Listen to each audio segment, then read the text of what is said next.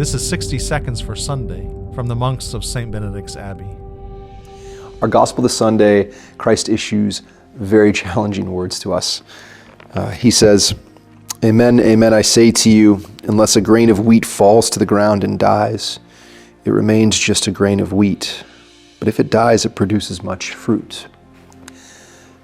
Now, this is the whole point of Lent, for us to die, for our lower selves, for our selfishness, for it all to die, for us to take on Christ's death and resurrection in our own lives in a real way.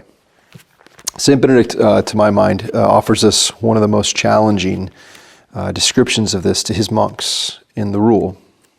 The Rule 73 chapters, and toward the end he has a chapter on the good zeal. Now you would think that after this document with all this legislative language, the good zeal would be to follow all the rules, but it's not. The good zeal is this, St. Benedict says. "This then is the good zeal which the monks must foster with fervent love.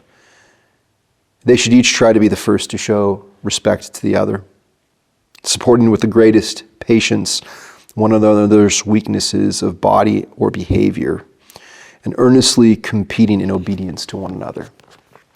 Now, if you're like me, that's about the last thing you want to hear. The people you live with are hard to be obedient to.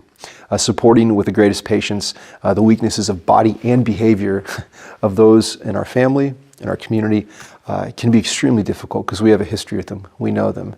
We have all sorts of stories, all sorts of narratives, all sorts of conflicts from the past that are part of that relationship. And St. Benedict hits the nail on the head about what is really at stake for a monk to have good zeal, to live monastic life, to imitate Christ well. It's facing these things, facing these relationships, and being more gentle. As we go through Lent, the whole purpose has been for us to die and rise with Christ. I would propose for this Sunday that we can reflect on those relationships of those closest to us. How do we show the good zeal? How do we support them with the greatest patience? Okay. For more from St. Benedict's Abbey in Atchison, Kansas, see our website, kansasmonks.org.